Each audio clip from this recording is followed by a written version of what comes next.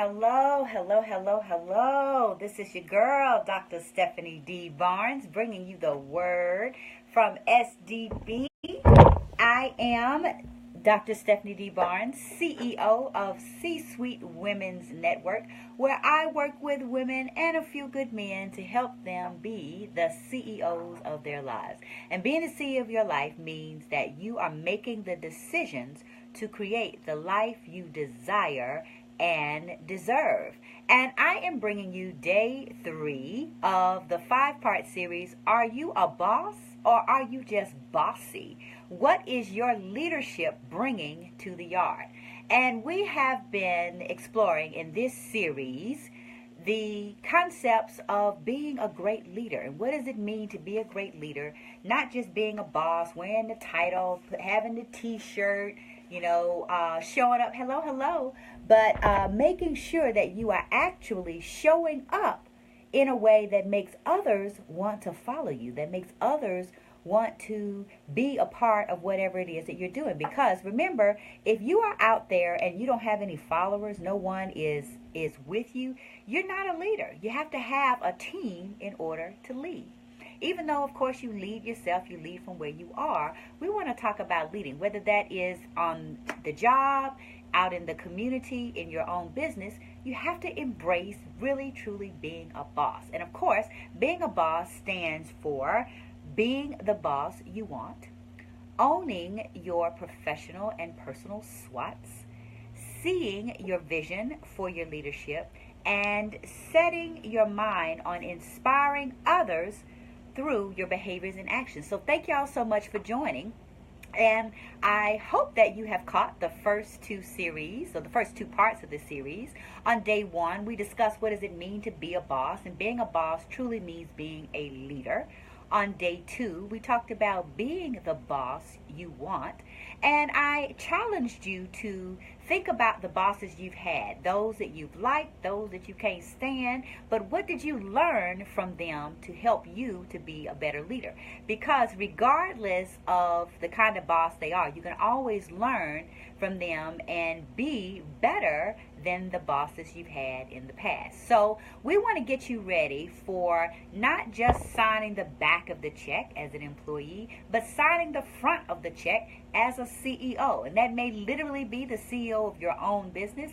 It may be being a CEO in a company, or simply being the CEO of your life. And remember, being the CEO of your life means that you are making the decisions to create the life, the business, the love, the whatever it is that you desire and deserve.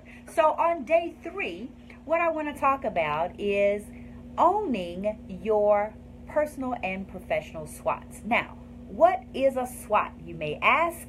This is actually a very helpful tool that's used by many businesses to assess the strengths, weaknesses, opportunities, and threats that may be facing them. And it's done for the purpose of being better. Because as a CEO, you need to be thinking proactively, not just reacting to whatever happens in your life, in your environment, but actually being proactive and thinking through what are your strengths, your weaknesses, your opportunities, and your threats. Because even though you're not a business, you want to think like a business. Whether you own one or not, it's important to have that CEO mindset. What is the CEO mindset, you ask? Glad you asked me. Having a CEO mindset means you're thinking like a CEO. What does a CEO do?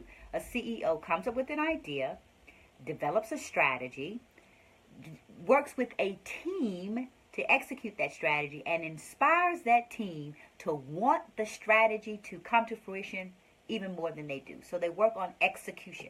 So I want you to be a better boss. And of course, you've heard the song, I'm Bossy by Khalees.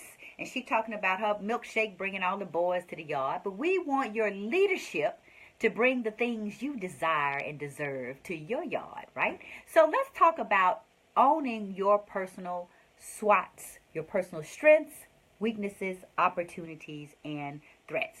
And this is something that is really very important for anyone who wants to influence others. And that's what leadership is, because a lot of people will think, well, I don't have a leadership position, or I own my own business, or I'm already in a leadership position. Why do I need to be thinking about this? Because CEOs are committed to continuous improvement.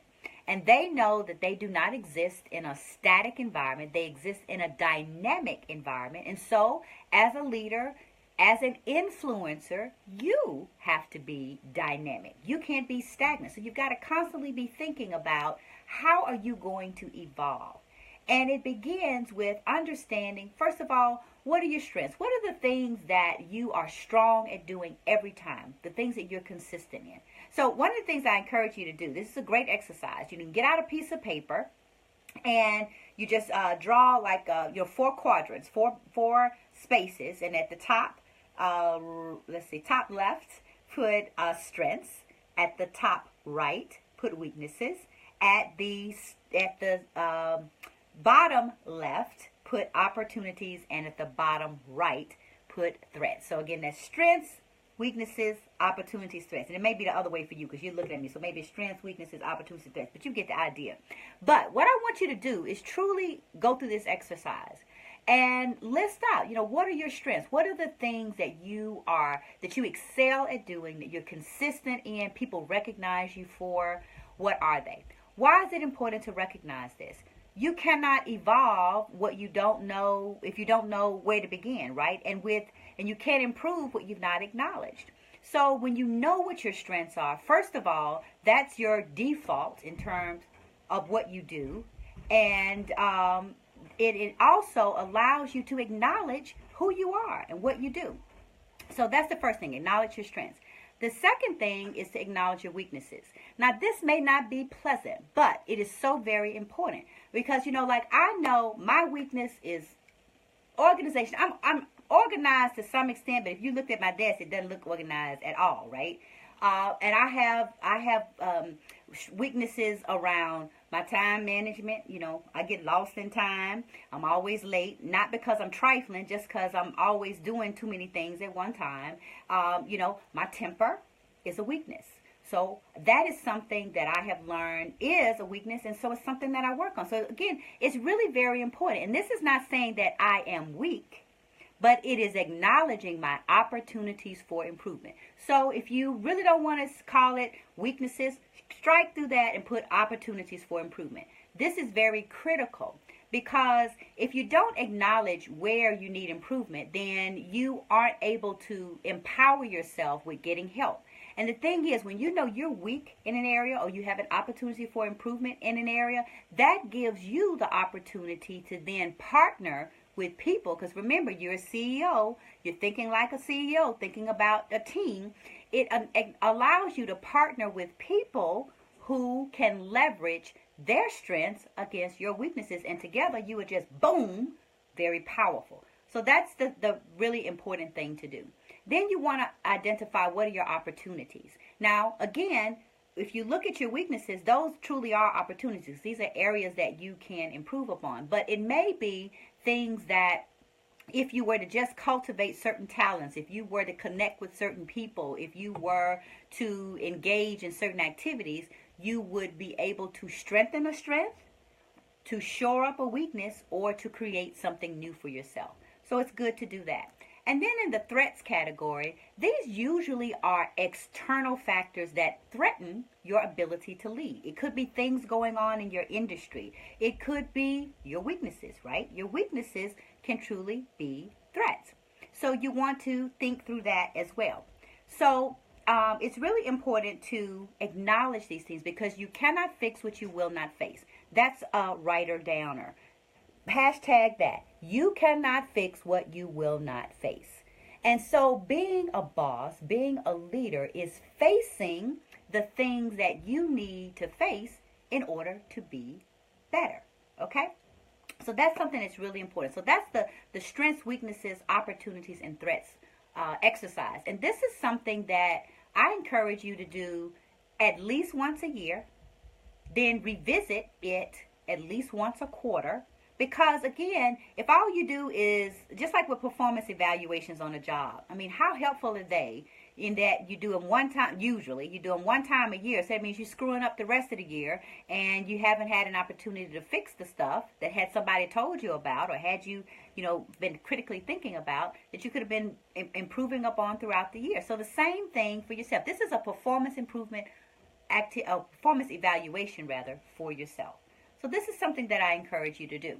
Now, one of the things that I really want to focus on as you are owning your personal and professional strengths, weaknesses, opportunities, and threats is the concept of emotional intelligence. Hi, Christy. It is really, really very important for you to exercise and strengthen your emotional intelligence. And far too often we kind of discount emotions and we think, that's something we shouldn't be thinking about, or we think, that's something girly, or, why should I be thinking about emotions? But the thing is, you are dealing with human beings. Human beings have emotions, because unless you're working with robots, you're going to deal with emotions, and you are an emotional being. Even men have emotions, right? They may show them in a different way. They may express them in a different way, but we all have emotions. So we want to be in touch with who we are emotionally. Now, this is not some touchy-feely kumbaya, get around the campfire exercise, but it's truly recognizing how you influence others through your emotions, and how our emotions influence how we interact with each other in the workplace, in the marketplace, in the community, in the organizations, in our personal relationships. These are things that are very important. That's why I want you to do a personal and a professional SWOT analysis, because even though, for the most part, you should keep your personal and professional life separate, they do blend. Who you are in your personal life shows up on the job. It's like a shadow that interacts with everybody on the job, and you may not be aware of it. So you really need to create that awareness so that your personal issues do not become a professional liability. That's another writer-downer. You don't want your personal issues to become a professional liability. Because we have seen, if y'all been watching the news, you know that we got some folks that's getting fired over their personal issues because they can't separate personal and professional. They doing all kind of crazy stuff on the job. So that's why it's really important to be aware of this, to use that awareness then to create a responsibility to do something about it. So remember, your personal life can become a professional liability if you don't confront it, if you don't address it, and if you don't actively work to ensure that who you are in your personal life is showing up as an asset in your professional and your business life. Because you don't want your personal life to be showing this asset, right? Okay, it's not an asset, it's a liability. You want your personal life to be an asset to who you are in the business world. Because, all of us have personal weaknesses. All of us. And if you are saying that you don't, then, you're not quite being truthful, right?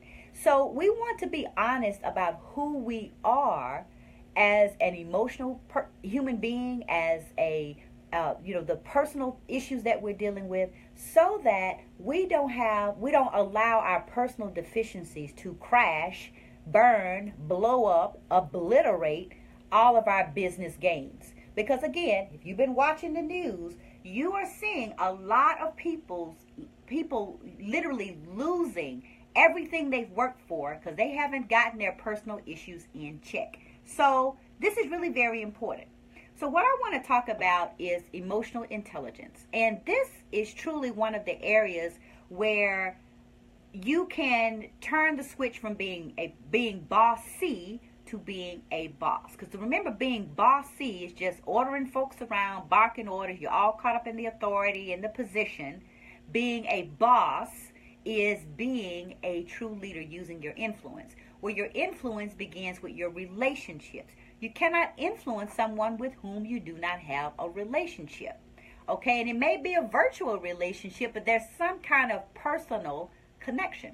So you got to be aware of it. So there are 5 components to emotional intelligence that are really very important as CEOs for you to embrace, for you to understand, and for you to excel and be the master over, rather than allowing those things to be the master over you. So the first thing is self-awareness. It is critical for you as a boss, as a CEO, to be aware of who you are. How do your emotions influence others? Because early on I mentioned, one of my weaknesses is my temper. I have a bad temper, right?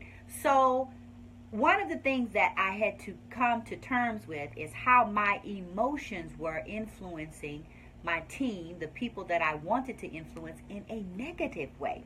Because quite frankly, nobody cares that you're having a bad day. Whatever, right? So just because you're having a bad day, just because you're having a bad life, whatever's going on with you, that does not give you the entitlement to be able to project all of those things onto other people. And sometimes we are projecting our personal issues onto other people and we aren't even aware of it. So that's the first thing, is to establish self-awareness. And hallmarks of self-awareness are, having realistic expectations of yourself and others, self-confidence, because I want to put a pin in that for a moment.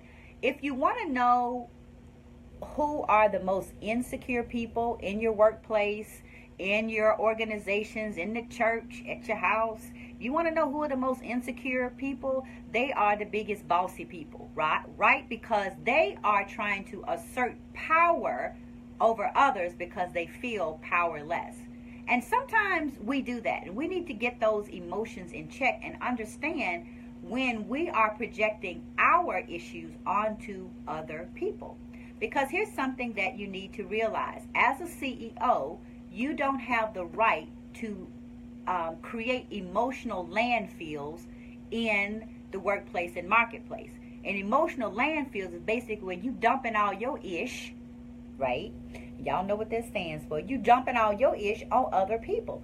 And it's unfair, it's unproductive, and it is uncharacteristic of a great CEO. So again, having that self-awareness where you are able, you don't take yourself too seriously. You get over yourself and you recognize it's not about you, but how you interact and influence others. So a hallmark of self-awareness is the ability to recognize and understand your personal moods and how those personal moods are influencing others. So one of the commitments that I want you to make as a CEO is to get your moods in check. You have to get your moods in check, because your moods can ruin the moment. They can ruin relationships. They can ruin professional relationships. So that's something that you want to do. So I want you to commit, put that in the hashtag, I will get my moods in check. Okay, so that's the first thing. The second thing is self-regulation. Basically what that means is you have the ability to check yourself before you wreck yourself, right? Because as a CEO, as a grown, I'm going to just say it, as a grown-ass man or grown-ass woman, because I ain't want to say grown-ass, it just don't sound good. Grown-ass man, grown-ass woman, you have the ability to get your emotions, your impulses in check. And again, looking at the headlines, we have a bunch of grown-ass folks in the marketplace, in the workplace, who are not getting themselves in check, and it is ruining their careers. And so self-regulation is something that is really very important. Is you've got to check yourself before you wreck yourself. I love quoting Ice Cube. He's a great philosopher. So, that's something that you really must do. And again, awareness creates a responsibility. That's a writer-downer. Awareness creates responsibility, because once you become aware of your weaknesses, then you have a responsibility to do things to alter your behavior and your actions in a way that puts those weaknesses in check and strengthens other strengths so that you cancel out some of those weaknesses. So that's something that's really important, because you can't control other people, but you can control how you react. If somebody pisses you off at work, you can't necessarily control that. But what you can control is your snapback, right? Or your clapback, not your snapback, your clapback, right? You know, everything is not a clapback moment. Okay, everything does not require your response. And that's something that as CEOs that we've got to learn is who and what is worthy of the investment of our reaction. Because we are investing our reaction in a lot of people, situations, circumstances that are not meriting a good return for us. So stop investing your reaction in situations, people, circumstances that are not going to create a good return for you. So self-regulation is the second component of emotional intelligence. And so the commitment here is I will keep myself in check. All right? Hashtag I will keep myself in check. Because you are the only person that can keep yourself in check. So there's no excuse unless you have, and I don't say this lightly, unless you have some kind of mental deficiency that requires medication or treatment. And again, I'm not making light of that because there are certain impulses, certain issues, mental illnesses that prevent people from having control over their emotions. But there are treatments and medications for that. And so that's where the responsibility lies. If you have some meds, stay on them, right? Again, I'm not making light of that. I'm being very serious about that because mental illnesses can impair many of our relationships. And so when we got some mental issues that we need to deal with, we need to deal with them. As CEOs, you can't stick your head in the sand and ignore the issues that you have. So again, I will commit to keeping myself in check. I will keep myself in check. All right, so that's the second thing. The third thing is internal motivation. And this is the passion, the inspiration to want to do something more than just personal gain. Because here's a secret, okay? And I'm going to quote one of my favorites, Zig Ziglar. You can get everything you want out of life if you just give enough people what they want. And this is not about, again, being a doormat. It's not about being reckless with giving to others. But what it means is adding value to others. So if you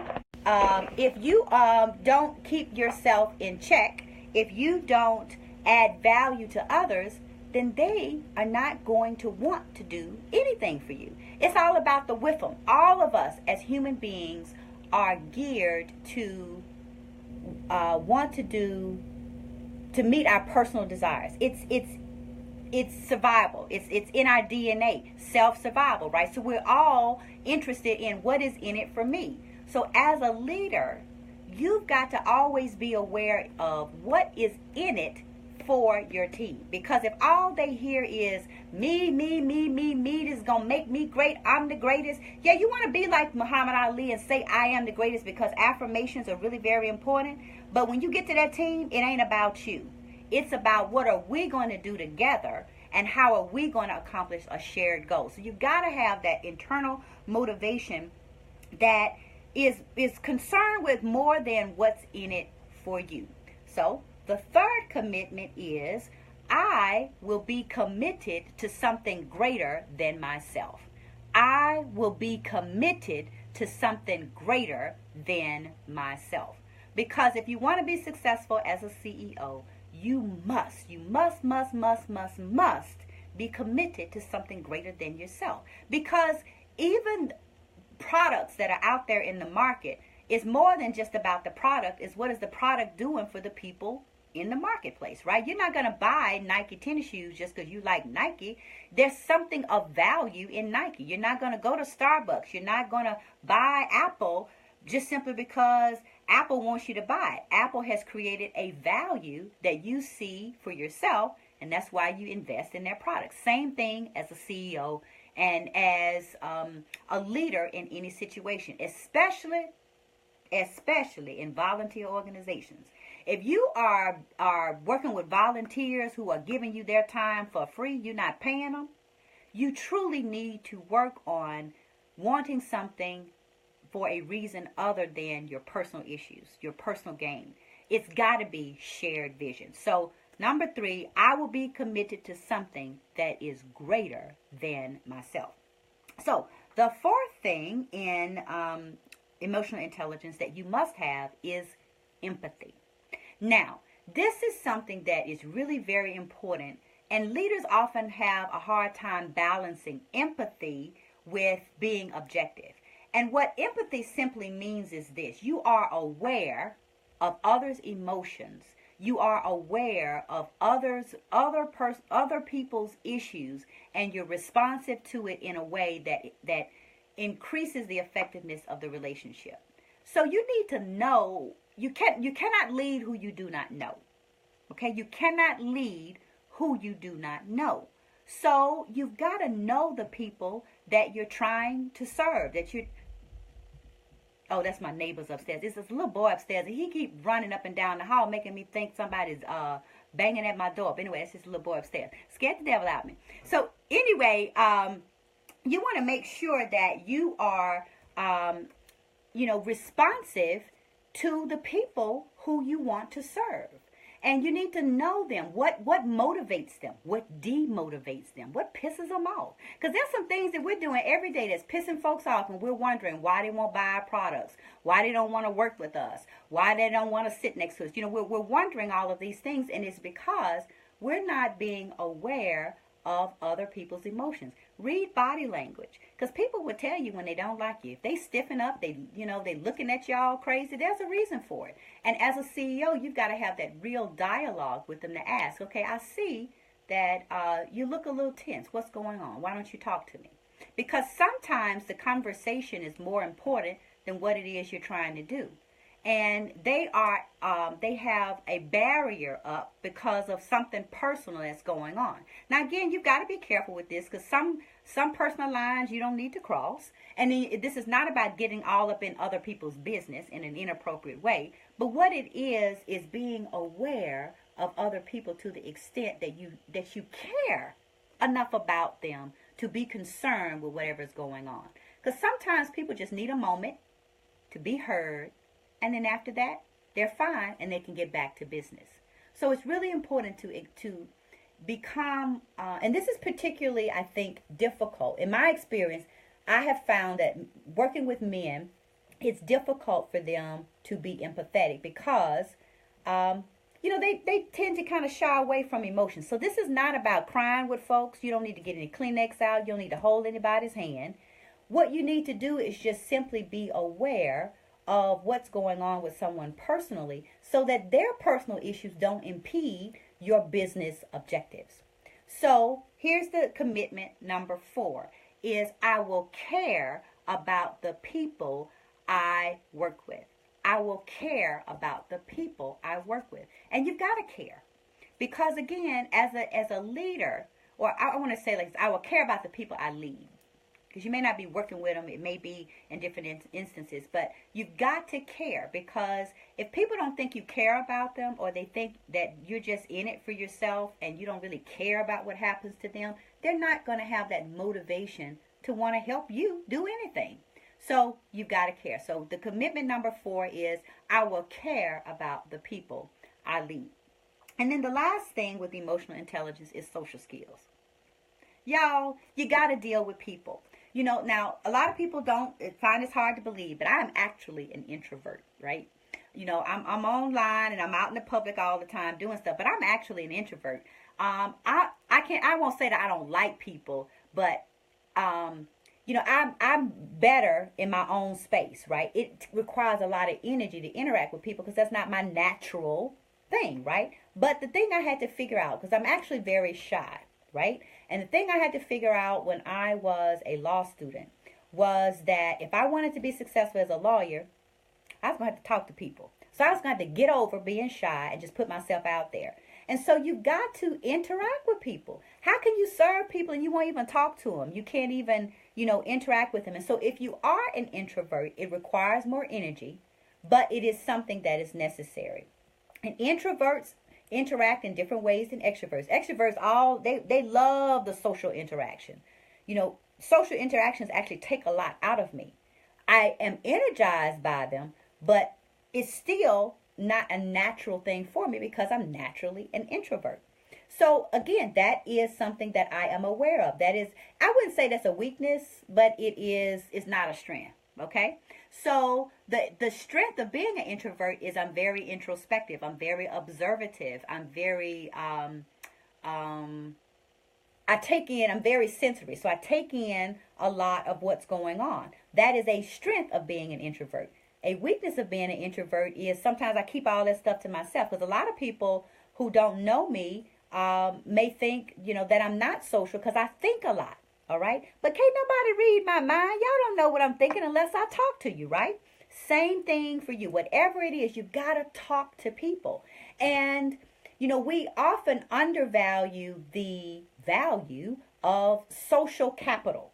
Here's the thing. Here's a secret. As a CEO, you cannot get what you want in business, in life, in your career, in love, in anything, if you don't build social capital. What is social capital? Interactions with other people. There's no such thing as a self-made man, a self-made millionaire. Yes, they may have been self-driven, but they did it with somebody else. They didn't do it all by themselves. They worked with people. There were people that they were connected with. They were alliances that they built. And so that's something as a CEO that you simply must recognize, is that you need social capital. So your fifth commitment is I will invest in social capital. And that is translated to I'm going to talk to people. I'm going to get to know them. I'm going to interact with them and be social. Build relationships, because people don't do business with businesses. They do business with people. And so whether you are on a job or in the marketplace, whether you own your own business or working for somebody else, you have to build relationships. And that's how you build your social capital, and then it builds your capital in the bank, right? So you can't build bank if you don't build social capital. So that's your fifth commitment. I will invest in social capital. So that's all I have for today's session, which is day 3, own your personal and professional SWOTs. Remember, you have to be aware of who you are and who you're not, so that you can understand who is showing up in the marketplace. Who are other people seeing? What are your areas or your opportunities for improvement? And so it's really important that you do that. And it's really important that you commit to this being an active and ongoing evolutionary exercise.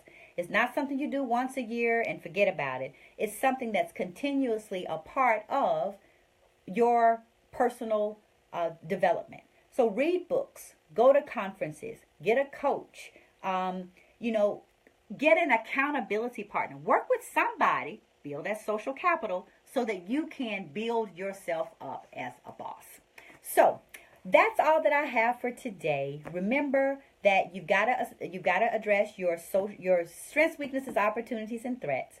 You've got to build that emotional intelligence, self-awareness, know who you are, who you're not, self-regulation, wreck yourself before you check yourself, internal motivation, commit to something greater than you, empathy, invest in learning who other people are, care about the people you lead, and then finally, social skills, invest in social capital. You got to build the social capital. You got to build the relationships.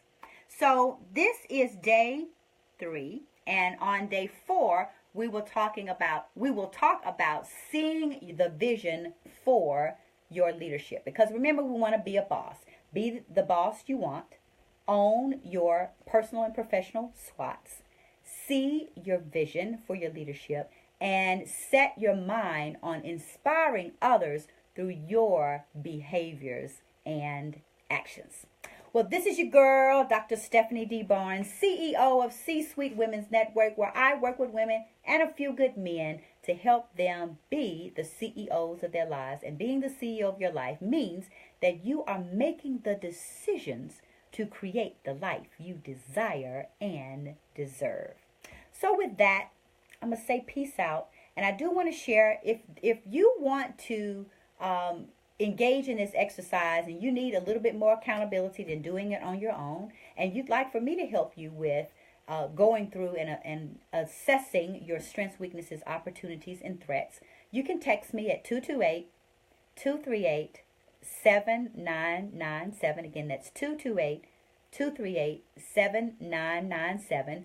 Put in there your first name, last name, email, and I want to be a better boss. And I can help you with being able to not only identify your SWOTs, but do something with that and actively create your leadership pathway. So that's all that I have today. This is day 3 of Are You a Boss or Are You Just Bossy? What is your leadership bringing to the yard? And I look forward to connecting with you next time when we talk about seeing the vision for your leadership. Thank you so much for all of you who have joined. I see Charlene out there. I see Tawanda. I see Nisa. Y'all know I need to put my glass back. I don't know why I'm tripping, trying to act like I can see this screen without my glasses on. And Angel, thank you so much for joining. And I do appreciate the comments, and I'm going to go back and respond to them. And again, share this with somebody because you may know somebody who's bossy and don't know it, right? So share this series. If you've not had a chance to go back and catch the first 2 days, go back in my feed and catch that. And share those with somebody too, because the better we are as bosses depends on the quality of those people who are around. It's hard to be a boss when you're working with bossy folks, and sometimes they just don't know what they don't know. So share this with someone and help them to be a better boss. So thank y'all so much. It has been great, and I look forward to connecting with you the next time when we continue the series, Are You a Boss or Are You Just Bossy? What does your leadership bring to the yard? Thank y'all so much. See you next time.